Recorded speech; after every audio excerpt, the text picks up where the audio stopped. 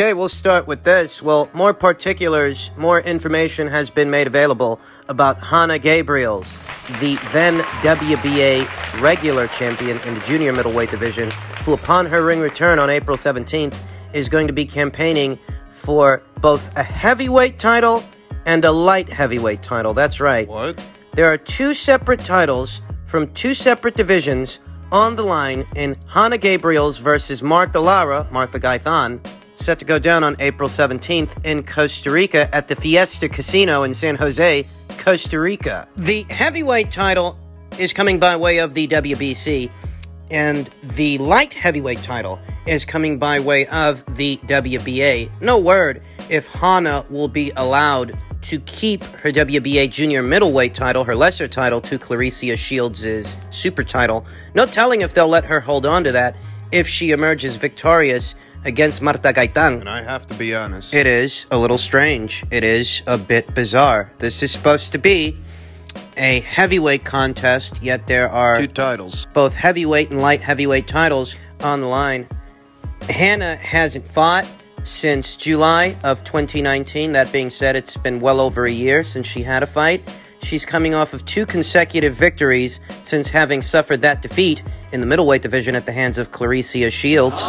She's won 2 fights since then. It's just that since then, she hasn't fought since July of 2019. Martha Gaytan, she's coming right off a loss to America's own unbeaten prospect, Gaytan Green, in October of last year. Why Martha is being allowed this opportunity, the opportunity to fight for two separate world titles coming right off of a loss. Chalk it up to circumstance. It's not my intention to belittle or diminish Hannah Gabriels. When I look at this situation, I ask myself, why would Hannah Gabriels be competing for heavyweight and light heavyweight titles? I can only deduce that in her time off, she wasn't able to cut down to 154 pounds in a timely fashion. Perhaps that's what it is. I don't imagine that she plans on campaigning here, staying here at either 175, light heavyweight or heavyweight, wherever this contest is set to take place, because there's no money in these divisions, and there's nobody to fight. Not really. I feel like this is a situation where, the powers that be are making the most out of the situation. Hannah Gabriels is coming back to the ring. Perhaps she wasn't able to make 154 pounds straight away, so she's coming back as either a light heavyweight or a heavyweight. And the alphabets, the sanctioning bodies, saw this as an opportunity to put a title in her hands, because at those weights, there are no other world champions. There are no world champions. Nobody's holding a belt at light heavyweight or heavyweight. There's no depth in those divisions. There's very few girls that are actually campaigning. Very few worldwide. Around the world. Campaigning at those weights. There's about maybe 12, 13 girls at light heavyweight. 12, 13 girls at heavyweight. Total. Nobody's holding a title. I don't think Hannah's going to stay up there. I think that this is just the powers that be orchestrating this event, making the most out of the situation. That Hannah won't be returning to the junior middleweight division straight away. She's going to come in heavier than that. And since nobody's holding a world title in this division, both of them, why not let Hannah fight for one? Why not let Hannah fight for two? That's what I think this is. So on one end, you have Hannah Gabriels, who hasn't fought in over a year.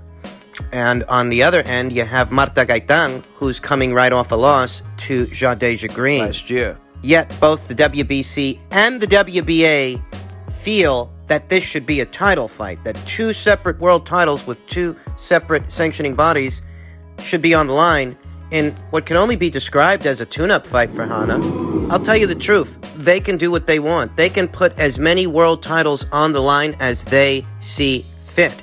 But it's not going to change people's perceptions of the light heavyweight division and the heavyweight division. There's nobody at those weights. There's no depth. So being a champion there, having held a title there, doesn't mean the same thing as holding a title at 154, at 147, 135, 130, 126, 122, 118, 115, so on and so forth. It's not the same thing. And it's not the same thing because all you gotta do to pick up two world titles at these weights is fight Martha Gaytan, who sports a professional record of 11 wins, 9 losses, one of which she's coming right off of. If you want to get a title in the welterweight division, for example, you got to go up against the reigning undisputed welterweight champion, Jessica McCaskill. If you want to procure a world title in the 140-pound division. You either have to go through Chantel Cameron, Christina Linarditu, Kali Reese, or Mary McGee. You gotta fight really good fighters to get a belt at that weight. Whereas at these weights, the alphabets will gladly put one, put two, right in your lap to face what can only be described as a journeywoman-level opponent. Not a champion, you know, Marta Gaytan, she's not the reigning light heavyweight or heavyweight champion. God bless her. And this is the kind of thing that leaves people asking, what does it actually mean to be a world champion in either the women's light heavyweight or heavyweight divisions when there are barely any girls there to fight? The sanctioning bodies, the alphabets, are happy to put not just one but two world titles in Hannah Gabriels' hands to fight what can only be described as a journeywoman in a tune-up fight. Ultimately, I don't think Hannah's going to stay at either light heavyweight or heavyweight for the aforementioned reasons. There's no girls there to fight. There's no money at those weights. I think that after this contest is over, she will move back down. I actually think she's going to make a pit stop in the middleweight division, where Savannah Marshall is the reigning WBO champion. I'm hearing rumblings that the IBF title has gone vacant there. I think after this, that's where Hannah's gonna go. I think that in spite of this being a professional accolade of sorts, it's a professional accolade that a lot of people are going to take with a grain of salt because they know that these weights are barren weights, barren divisions where there just ain't that many girls to fight. So they're not going to read too much into Hannah procuring two separate world titles at two separate weights for a single contest. This makes her a 3-division champion. Hannah Gabriels is an elite-level fighter. But this moment in time, perhaps is not the best example of her elitism. There are better testaments to that. So I won't read too much into this. I can't. I mean, it is a professional accolade, but it's not an accolade that's as hard to come by at either light heavyweight or heavyweight as it is at the lower weights that are more densely populated, where the competition is much stiffer. And there are other good fights for Hannah out there. At 154 pounds and at 160, Raquel Miller, Marie-Eve Dicaire, McCozen, Chris Namis, Savannah Marshall, Alma Ibarra. There are other fights out there for Hannah. In welterweight news, Benn responded to Amir Khan's comment, which reads, "Conor, well done. Great kid. Wish him the best. At this age, I was a world champion. Maybe if he had some belts, that fight would make sense. But he's got a long way to go yet." To which young Conor replied, "But yet chooses to fight Billy Dibb, who is a super feather. Makes sense. And had a tough fight with the guy I knocked out in one round." That guy being Samuel Vargas. That is true. Amir Khan went the distance with the same Samuel Vargas that didn't make it out of the first round with Benn. Though context is key. When Amir Khan fought Samuel Vargas 3 years ago in 2018, that was approximately 4 fights and 2 losses ago. Now, since then, Samuel had 4 fights, lost 2 of them. He was coming right off a knockout loss to Virgil Ortiz ahead of this past weekend's Benn fight. So, you know, you take it with a grain of salt, though Benn makes a very valid point about Amir Khan facing Billy Dibb. I mean, don't start adding world titles to the equation as a requisite for you to take on Benn when you were happy to fight Billy Dibb. Remember him? For no world title at all. And don't give me the crap about that WBC Pearl belt. I don't even know what the hell that thing was, but I know what it wasn't. It wasn't a world title. You can't pretend there's no money in the fight either. There's money in the fight. We all know that Eddie Hearn is grooming young Benn to be the next big thing over there in the United Kingdom and the welterweight division. We all know how deep Eddie Hearn's wallet is, and we all know that Amir Khan is running a scarcity of options in his career that hasn't quite ended yet. Kell Brook does not seem receptive to having the grudge match with Amir Khan, and if he doesn't, well, what's Amir Khan gonna do? Who's he gonna fight? He might as well retire if he's closing the door on a Benn fight. At this point, what Amir Khan can service as is a familiar face and a litmus test for what young up-and-comers are out there. And I understand that he doesn't want to assume that role. I don't think anybody does, really. But you gotta be realistic. You're not gonna fight for a world title. He already tried it with Terrence Crawford, and we see how that ended. Not much chance of you getting Errol Spence Jr.'s attention. No. Not that I think Amir Khan wants it. And he's never gonna get that Pacquiao fight. Who the fuck wants to see that anyway? At this point in the juncture, Amir Khan really does have limited options in order to secure a sizable price, a sizable payday, because most of the boxing community agrees that He's at the tail end of his career. He's on the back nine. I think that Amir is receptive to finally having that Kell Brook grudge match because Kell Brook, in his career, is in a very similar place to Amir Khan. We know that the both of them are circling the drain. It just so happens that Kell Brook is coming off a loss to Terrence Crawford. I think that makes Kell an attractive opponent for Amir Khan. And I do think that there is some value in the match. It's not worth what it was worth before. It's not as big here today as it could have been yesterday. But I still happen to think if you put that on TV, people are going to want to know what happens. Especially if you build the card around it. Outside of that, though, Amir Khan don't seem to be taking requests. Also, you're too good for Conor Benn. But not too good for Billy Dibb. How's that work? I don't think it's far-fetched at all for me to say that Amir Khan doesn't want to be used as a stepping stone for some young unbeaten fighter climbing up the ranks. I don't think it's far-fetched for me to say that maybe Amir Khan at this point has a wavering commitment to the sport because he's already been there and done that with a lot of quality fighters. He's been a world champion himself, and he reserves his right to choose who it is that he wants to fight next. And that's understandable. I get it. I'm just saying, don't start talking about world titles when Conor Benn is brought up when you didn't need a world title to fight Billy Dibb, did you? And finally, in heavyweight news, Tyson Fury had this to say. He says, Joshua has to beat me and Wilder to be the best of this era. He was quoted as saying, when I win, I'm the best of this era because I beat everyone in it. Klitschko, Wilder, and AJ. If AJ wins, he will still not have beaten anybody. He has to beat me and Wilder, Fury told behind the gloves. I don't think he can beat Deontay Wilder. I have no love for Wilder. I think he's a piece of shit dosser, but I'm the only man who can beat him. I'm not a betting man, but I would put a lot of money on Wilder beating all the others, including Joshua. I have helped Joshua become a superstar. He only has his career because of me. I took Klitschko's belts off him, then had my problems, and the other guys picked them up. Charles Martin would have never had a world title for AJ to win off of him without me. I destroyed Klitschko, mentally, physically, and spiritually, and took every belt he had. Then they were all taken off me, and other people picked them up. I helped them all become world champions. There are bits and pieces of Tyson Fury's comments here that I agree with and some that I don't. Tyson Fury did effectively change the landscape of the heavyweight division. He ended the long reign of Vladimir Klitschko. That cannot be denied.